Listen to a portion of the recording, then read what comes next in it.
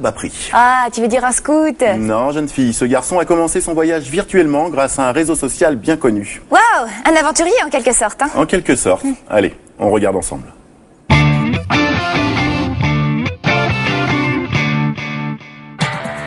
Direction Caen, c'est ici que nous retrouvons Pierre, un voyageur ou plutôt un marcheur incroyable mais vrai.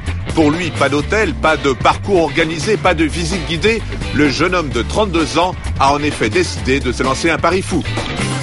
Le but de mon voyage, réellement, c'est de faire une fois dans sa vie quelque chose de complètement dingue, une aventure que j'oublierai probablement jamais. Déjà, je vois qu'elle me change complètement, ça change ma vie.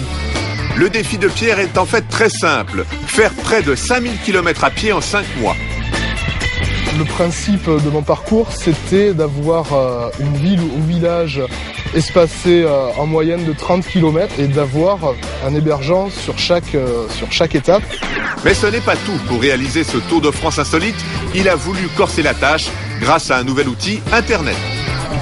Je me suis aidé, j'ai décidé de créer un groupe sur le réseau social Internet pour avoir plusieurs membres qui puissent m'aider finalement à être hébergé sur quasiment chaque étape de mon parcours. L'idée est donc ingénieuse et étonnante. Créer un groupe sur un réseau social via Internet pour que les gens qui désirent l'héberger une nuit lui fassent savoir sur la toile. Un moyen facile et efficace d'élargir son cercle d'amis, mais aussi de voyager à moindre coût.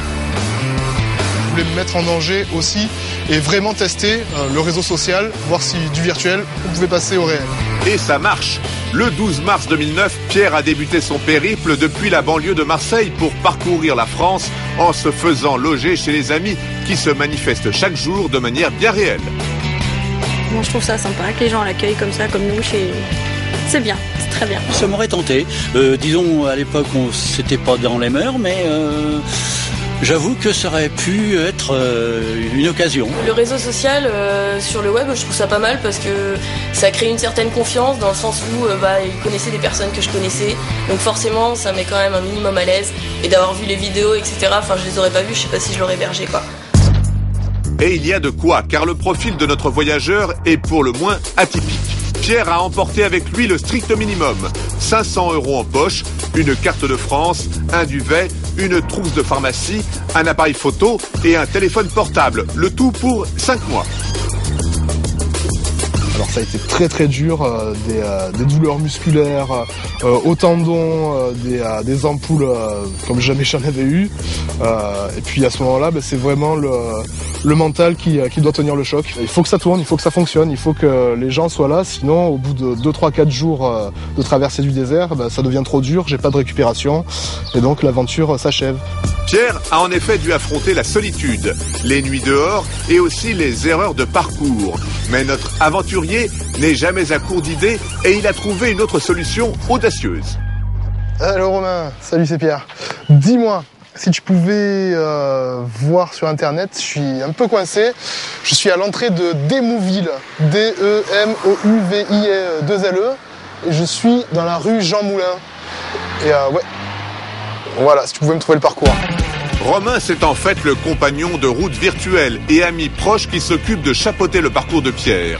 Alors quand le trajet est plus compliqué que prévu ou que les propositions d'hébergement se font rares, il lui fait changer de trajectoire. Je suis obligé de vivre au jour le jour sur plusieurs points, y compris au niveau des trajets, puisque j'ai pas de carte très détaillée, donc en général on essaie de composer avec ce qu'on a, c'est-à-dire une petite boussole et un fameux copilote. Sans être un grand sportif, Pierre a donc été au bout de ses rêves. Il a parcouru 150 villes en 5 mois et il aura même réussi à séduire de futurs marcheurs. Ce que je vois chez tous les gens qui m'hébergent, j'ai l'impression que ça réveille en eux finalement ce besoin de retrouver un rêve qu'ils avaient, se dire est-ce que c'est possible de le faire ? Oui, finalement, on peut y arriver, on peut faire quelque chose de dingue, on peut réaliser un rêve fou. C'est tellement incroyable qu'il faut le voir pour le croire. Et quand il nous a montré sa carte avec ses étapes et tout ça, on s'est dit mais purée, il a déjà parcouru 2000 km et c'est ça qui nous a donné envie de découvrir cette passion, cette envie de faire ce Tour de France à pied. Avis donc aux amateurs de marche à pied, car pour notre incroyable aventurier, ce périple reste un succès. Alors c'est une aventure qui marche en grande partie puisqu'il y a eu une petite statistique de fait. Pour l'instant, à 82%, ça marche.